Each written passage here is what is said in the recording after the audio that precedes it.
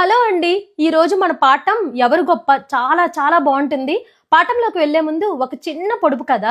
నీటిలోనే పుడుతుంది, నీటిలోనే చచ్చిపోతుంది. ఏంటది? కామెంట్ చేయండి. నెక్స్ట్ రీల్‌లో నేను ఆన్సర్ చెప్తా. పాఠంలోకి వెళ్ళిపోదామా? ఒక కొండ, ఒక ఉడత సంభాషణ అనమాట.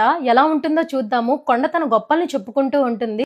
ఉడతా ఉడతా చిన్నారి బుడత వింటావా నా గొప్ప వివరించి చెప్తా అబ్బబ్బ నా ఎత్తు ఆకాశమంతా అహహ నా గొప్ప చెప్పలేనంత నా ముందు నువ్వెంత కంటిలో నొలుసంత నా పైన పెరిగేటి చెట్టు పుట్టలు చూడు నా మీద పడి ఉన్న బండరాళ్ళని చూడు నిన్ను మోసేది నేనే ఓ ఉడతా నువ్వు తిరిగేది నా పైనే ఓ బుడతా అబ్బబ్బ నా ఘనత ఓపలేనంత అహహ నా బరువు మోయలేనంత నా ముందు నువ్వెంత ఓ చిన్న రాయంత.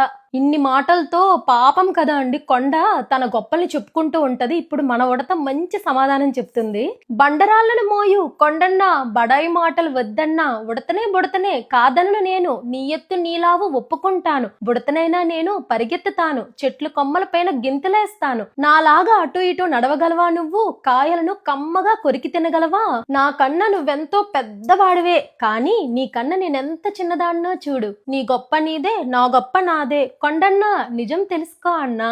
ఎంత మంచి సమాధానం కదండి. నేను ఎప్పుడు నమ్మేది ఇదే అనమాట. నాకు అప్పుడు ఈ పాఠం తాలూకా మీనింగ్ అంతగా తెలియదేమో కానీ నాకు ఇప్పుడు చదువుతుంటే ఎంత బాగా నచ్చింది, ఎంత బాగా కనెక్ట్ అయిందంటే ఎవరైనా ఎంత గొప్పైనా కావచ్చు కానీ ఎదుటి వ్యక్తిని ఎప్పుడు చులకన చూడకూడదు కదా అండి. ఎవరి టాలెంట్ ఎవరి స్పెషాలిటీ వాళ్ళదే, వాళ్ళకు ఉండాల్సింది మనకుండదు. మనలాగా ఇంకోళ్ళు ఉండాలన్నా అది కుదరదు కదా. Thank you. మీకు కూడా నచ్చిందని అనుకుంటున్నాను.